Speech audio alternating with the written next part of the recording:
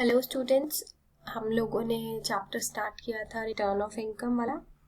और इस चैप्टर में मैंने आपको पहले भी बताया है कि इस चैप्टर में जितने भी आपको मैं पॉइंट्स कराऊंगी सभी शॉर्ट नोट्स में इक्वली इम्पॉर्टेंट है। ठीक है, बाकी जिसका फुल फ्लेज क्वेश्चन बनता होगा वहाँ मैं आपको साथ साथ बता दूंगी कि इसका फुल फ्लेज क्वेश्चन आता है। बाकी when it comes to short notes, चाहे वो फर्स्ट क्वेश्चन में 4 मार्क्स वाला शॉर्ट नोट हो या जब फुल फ्लेज क्वेश्चन में क्वेश्चन ए और बी पार्ट में आता है 7-8 मार्क्स का बनता है, वहां पर भी हो, तो ये चैप्टर बहुत इंपॉर्टेंट है। तो अगर आप ये थ्योरी के चैप्टर्स अच्छे से कर लेते हो, आपने मान लो पिछले सेमेस्टर में न्यूमेरिकल्स नहीं किए 5 हेड्स वाले, तो ऑब्वियसली आप इस सेमेस्टर में टोटल इनकम के न्यूमेरिकल्स नहीं कर सकते हो। तो उसके अलावा आपके पास ऑप्शन कम बचती है, थ्योरी के सारे चैप्टर्स करने पड़ेंगे आपको पूरे 5 क्वेश्चंस अटेम्प्ट करने के लिए। तो सारे चैप्टर्स लर्न करना, और they all are very easy and every chapter is equally important. Every chapter में से हर एक क्वेश्चन बनता है, वो मैं आपको साथ साथ बता ही रही हूँ। तो आज हम करेंगे due date of filing of return of income. कि अभी तक मैंने आपको बताया कि रिटर्न ऑफ इनकम क्या होती है, आपको रिटर्न ऑफ इनकम फाइल करनी होती है, कब रिटर्न ऑफ इनकम कंपल्सरी होती है, कब रिटर्न ऑफ इनकम वॉलंटरी होती है। अब बात आता है कि जब आपको रिटर्न ऑफ इनकम फाइल करनी है तो उसकी ड्यू डेट क्या है। ड्यू डेट से मतलब बच्चों द लास्ट डेट, जिस डेट तक आपको अपनी रिटर्न फाइल करनी ही करनी है, जिसके बाद आपको अपनी रिटर्न फाइल करने पर या तो कोई फाइन होगा या it would not be acceptable depending upon the circumstances and what your case is. So see status of taxpayer and the due date. So there are different taxpayers and different taxpayers के लिए different due dates हैं।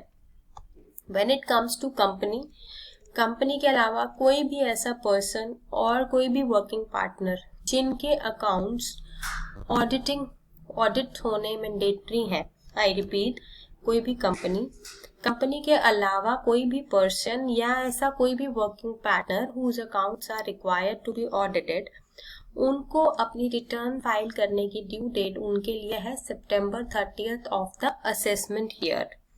आपको पता है ना बच्चों, assessment year previous year के income के ऊपर हम असेसमेंट ईयर में रिटर्न फाइल करते हैं। तो असेसमेंट ईयर में किस डेट पे रिटर्न फाइल करेंगे ये वाले पर्सन?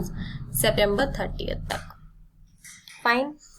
नेक्स्ट, एनी पर्सन, कोई भी ऐसा पर्सन, चाहे वो कॉर्पोरेट है या वो नॉन कॉर्पोरेट है, एनी पर्सन, ठीक है, जिसको अपने रिपोर्ट फर्निश करनी है form 3CEB under section 92E, उनके लिए जो डेट है that is November 90 of the assessment year. Next, third is any other assessee. इसमें हम लोग आते हैं, आप आते हो, मैं आती हूँ, ठीक है। अगर हम अपनी इंडिविजुअल रिटर्न फाइल करते हैं तो एक नॉर्मल पर्सन के लिए ड्यू डेट फाइल होती है रिटर्न फाइल करने की, that is 31st July of the assessment year. Clear बच्चों?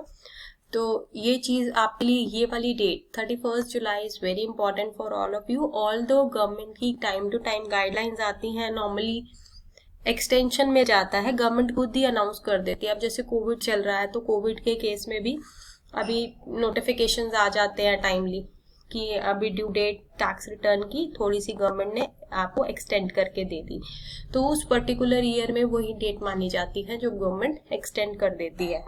लेकिन अगर गवर्नमेंट की तरफ से कोई भी एक्सटेंशन नहीं आता है तो हम ये मान करके चलते हैं कि जुलाई 31st जो है वो हमारे असेसमेंट ईयर की डेट है, जो जिसमें हमें जिस पर हमें टैक्स पे करना है। क्लियर? नेक्स्ट है बच्चों return of loss. Return of loss क्या है? हम लोग ये पॉइंट पहले भी कर चुके हैं डिस्कस, कल भी हमने किया था, प्लस जब मैंने आपको सेट ऑफ कैरी फॉरवर्ड वाला चैप्टर क्लास में करवाया था, ये मैंने तब भी डिस्कस किया था। तो मैंने आपको बताया था बच्चों कि कोई भी असेसी जिसको सेट ऑफ और कैरी फॉरवर्ड का बेनिफिट लेना है, उसको अगर मान लो किसी असेसी को एक पर्टिकुलर ईयर में लॉसेस हुए हैं, अब वो उन लॉसेस का सेट ऑफ और कैरी फॉरवर्ड का बेनिफिट लेना चाहता है इन द सब्सिक्वेंट और इन द सेम ईयर, तो वो सिर्फ तब तक उनका बेनिफिट नहीं ले सकता जब तक कि उसने रिटर्न ऑफ लॉस फाइल ना की हो। मतलब एक बहुत सिंपल सी बात है बच्चों, मैंने कल भी आपको लेक्चर में यही बताई थी कि अगर आपका इस साल लॉस हुआ, फाइन, आपने रिटर्न फाइल नहीं की, नहीं की, कोई बात नहीं, नहीं की। अब गवर्नमेंट को कैसे पता चला कि आपका लॉस हुआ है, आपने रिटर्न फाइल नहीं की? गवर्नमेंट को ये भी हो सकता है कि आपकी इनकम टैक्सेबल लिमिट में ना आती हो, आपने रिटर्न फाइल नहीं की। ये भी हो सकता है आपने जानबूझ के टैक्स बचाने के लिए रिटर्न फाइल नहीं की। तो how does the taxation authorities would come to know कि आपको लॉस हुआ था जिसकी वजह से आपने रिटर्न फाइल नहीं की?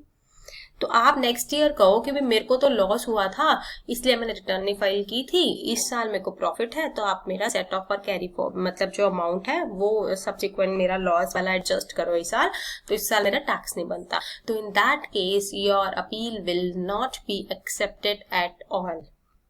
ठीक है बच्चों, तो क्लियर सी बात है कि यदि भी किसी भी व्यक्ति को, किसी भी असेसी को profit and gains from business and profession, capital loss या फिर from the activity of owning and maintaining race horses यानी कि इनकम फ्रॉम अदर सोर्सेज वाले हेड में या हाउस प्रॉपर्टी वाले हेड में, अनअब्सॉर्ब्ड डेप्रिसिएशन वाले हेड में कहीं से भी कोई भी लॉस हुआ है, तो अगर उसको सेट ऑफ और कैरी फॉरवर्ड का बेनिफिट अवेल करना है तो उसको जिस पर्टिकुलर ईयर में लॉस हुआ है उस पर्टिकुलर ईयर में रिटर्न ऑफ लॉस फाइल करनी पड़ेगी। क्लियर? नेक्स्ट बच्चों, बिलेटेड रिटर्न। अब ये नाम से ही बहुत अच्छे से क्लियर हो रहा है, belated. What is belated? That is late. अब मैंने आपको अभी ड्यू डेट्स बताई, जैसे अभी मैंने आपको एक ये स्टैंडर्ड 31 जुलाई डेट लेकर के चलते हैं। हाँ, तो अब 31 जुलाई की जो डेट है, आपने इस डेट को अपनी रिटर्न फाइल करनी थी। ठीक है, अब अगर आपने रिटर्न जो है वो ड्यू डेट पर फाइल नहीं करी, आप भूल गए या बिजी थे, ठीक है, या कोई भी रीजन था जिसकी वजह से आपने अपनी रिटर्न जो है टाइमली फाइल नहीं की, तो इसका मतलब आपको बाद में याद आया, आपने बाद में फाइल की। It means you have filed return late file की ना।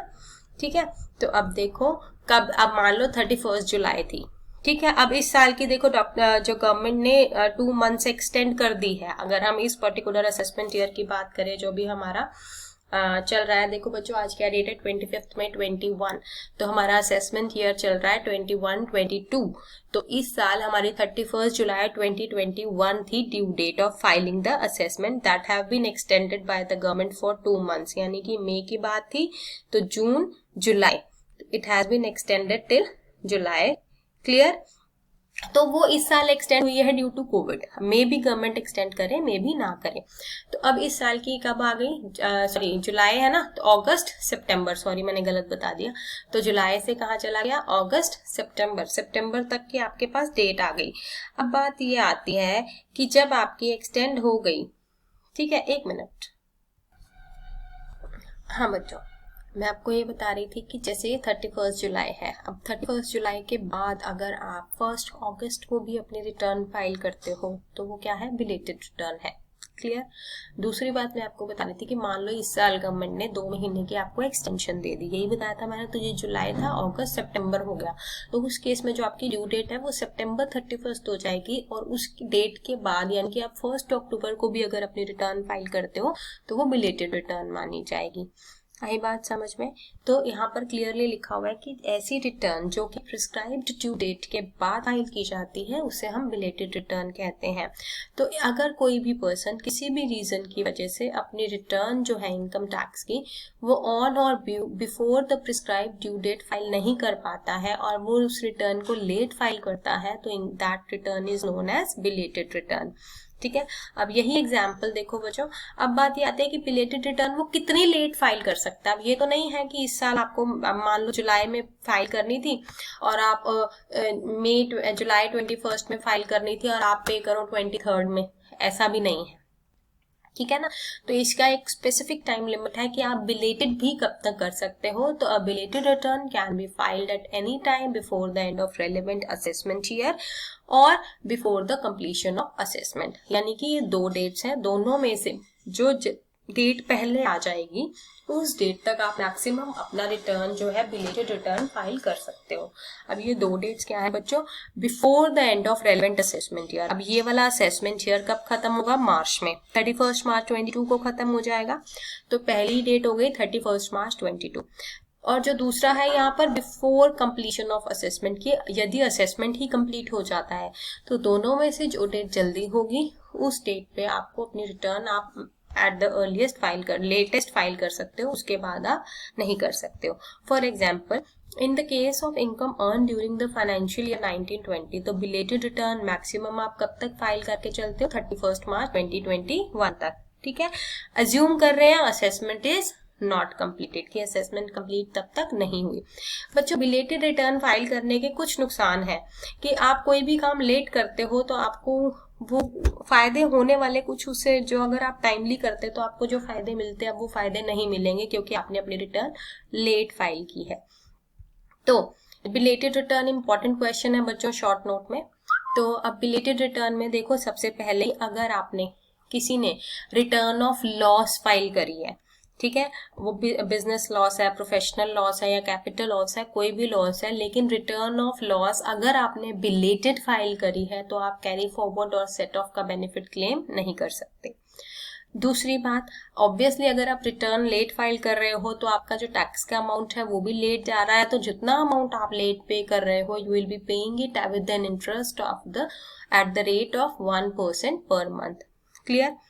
तीसरी बात, असेसी को जब वो अपनी बिलेटेड रिटर्न फाइल करता है तो उसको लेट बिलिंग फीस पे करनी पड़ेगी। लेट बिलिंग फीस क्या है? वो 5000 है अगर आप 31 दिसंबर तक अपनी फाइल करते हो रिटर्न।